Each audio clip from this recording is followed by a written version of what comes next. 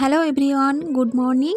অনায়া live চ্যানেলে তোমাদের সবাইকে স্বাগত জানিয়ে আমি আবারও একটা নতুন ব্লগ নিয়ে চলে আসলাম। তো আজকের ব্লগটা সকালবেলায় প্রতিদিনের মতো যে দেখো যে ঝাড়ু হাতে শুরু করেছি, তো আজকে আর সেটা করলাম না, আজ সরাসরি রান্নায় চলে আসলাম। তো ওইদিকে তো দেখতেই পেলে যে আমি উনুনে রান্না বসিয়ে দিয়েছি, ভাত প্রায় ফুটতেও শুরু করে দিয়েছে। তো আমি এদিকে কিছু সবজি নিয়ে বসেছি। সবজি বলতে গেলে আলু, কপি এগুলোই।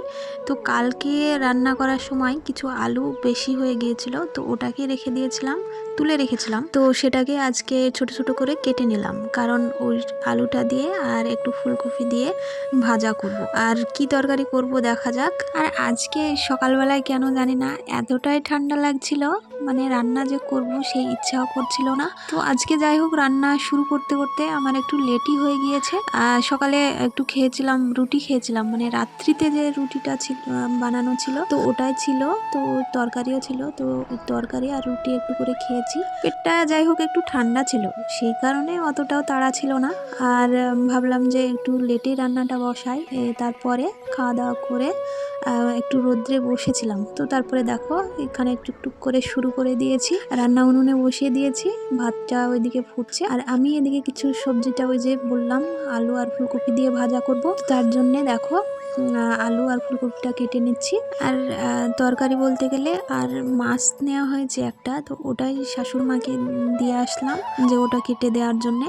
তো শাশুড়ি মা হয়তো ওইদিকে মাছটা কাটছে, তো ততক্ষণে আমি এই সবজিগুলো কেটে এই ভাজাগুলো করে নিই। তো এইদিকে দেখো আমার ওই যে আলু ও ফুলকপিটা কাটা হয়ে গিয়েছে। তো তারপরে বর বলল যে একটা গাজর আমাকে খোসাটা ছাড়িয়ে দাও, তো ওটাই আমি খাবো। তো ওর জন্যে এই যে একটা ছাড়িয়ে দিলাম, দেওয়ার পরে ওকে দিলাম, তো ও খেলো।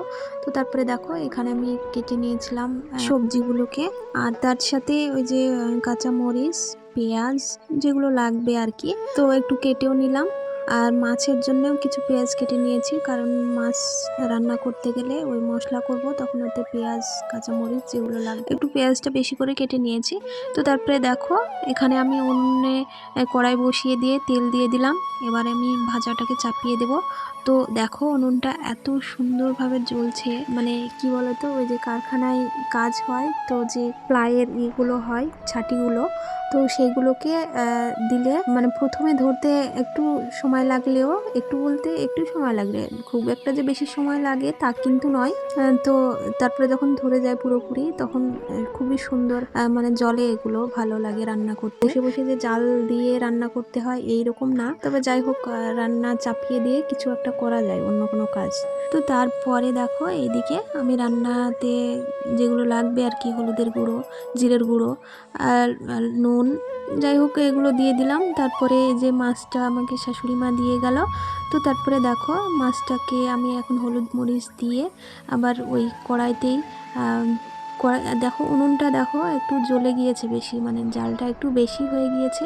মানে কি বলতো, আমি যখন ভাজাটা চলছিল তখন লাস্ট মুহূর্তে কটা ওই জ্বালানি ওর মধ্যে উনুনে দিয়ে দিলাম, দেওয়ার পরে দেখছি আস্তে আস্তে এই যে এইভাবে এত পরিমাণে জ্বলে গিয়েছে যে মাছটা ভাজতে গিয়ে মানে একদম যাচ্ছে তাই অবস্থা। তো যাই হোক কিছুই করার নেই, আর এমনিতেও সেই রকম কোনো প্রবলেম নেই, কারণ বর মাছ খেলে একটু বেশি ভাজলে ও বেশি খুশি হয়, মানে পছন্দ করে। তো এই হচ্ছে ব্যাপার।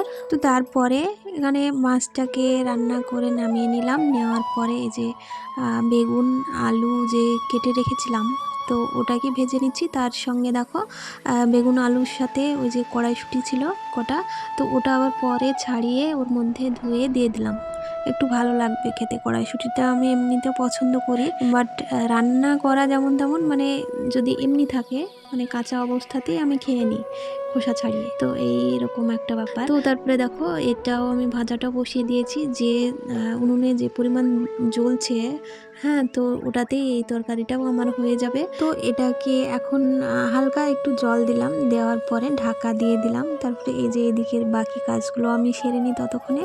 তো রান্না করলাম, করার পরে এই জায়গাটাকে একটু পরিষ্কার করে নেব। তো তার জন্যে দেখো এদিকটা আমি সুন্দর করে আর এক ঝলকে তোমাদেরকে দেখিয়েও দিলাম, মানে আমি পরিষ্কার করলাম। এতক্ষণে অগোছালো হয়েছিল সব জিনিসপত্র, মানে যেগুলো মুছে রাখার দরকার, তো সেগুলো সুন্দর করে মুছে ঘষে এখানে রেখে দিলাম। তো যাই হোক, আজকের ব্লগটা আমি এখানেই শেষ করছি। দেখা হচ্ছে নেক্সট কোনো ব্লগে। সবাই ভালো থেকো, সুস্থ থেকো।